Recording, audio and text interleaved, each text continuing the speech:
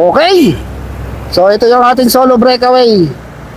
Si Janine Dauba Caballero. So siya na naman kaya dahil wala ako nakikitang sumusunod sa kanya doon sa likuran. So solo breakaway itong si Janine. Si Janine Dauba.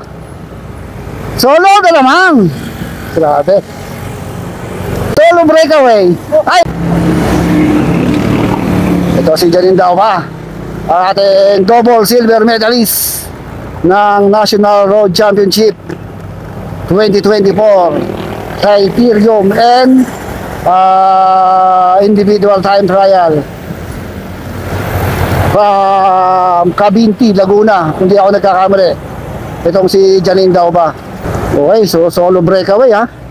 Bilis ng ahon niya, 12 kilometers per hour. So wala tayong nakikita ang humahabol sa kanya doon sa likuran. Ha? Wala akong nakita. Wala pa akong nakikita ang humahabol sa likuran ito kay Janine. So kami, titignan natin ha. Hahabulin natin kung may nag-ahabol sa likod. Okay, so solo pa rin na umahahon ito si Janine Dauba. Grabe, determinasyon ito. Napakalakas. Kailangan mula sa mukha niya hindi mo mababanag na malakas, pero talaga napakalakas ng tao na to. Okay. Okay, so si Janine na naman kaya ang magcha-champion dito dahil mga more or less mga ako na lang to. Mga 2 to 3 kilometers na lang to the finish line para kay Janine Dauba. So defending champion din to. Siya yung naghari doon sa radar sa hari ng ahon leg 2, pero mas matindi ahon doon. Grabe oh, ang tarik nito. Speed niya 10, 11 kilometers per hour.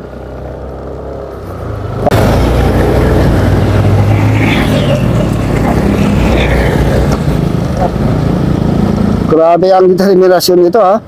Talagang hilig din talaga nito ang pagbabike eh. Talagang kahit saan nakakarating, kahit saan dumadayo. From Team Kakabitan, itong si Janine.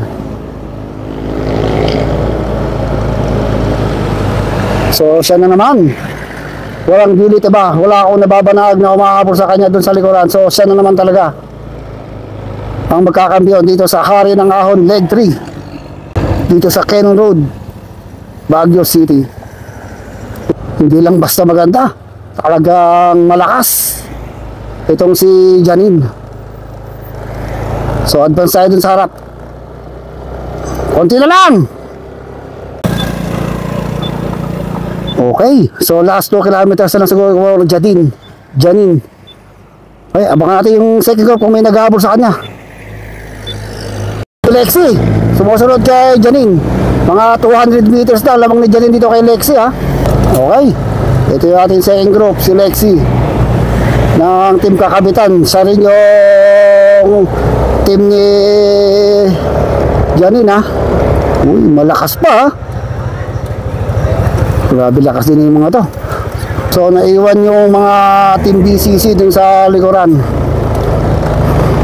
Ingat idols. Okay. So last 1 kilometer for Janine Dauba para sa back-to-back champion niya. Wala sa 1 kilometer for Janine Dauba for the back-to-back win dito sa hari ng 2024 leg 3. So malakas pa rin talaga. Hindi pa rin nauubos ang lakas nitong si Janine. So congrats na agad. Congrats.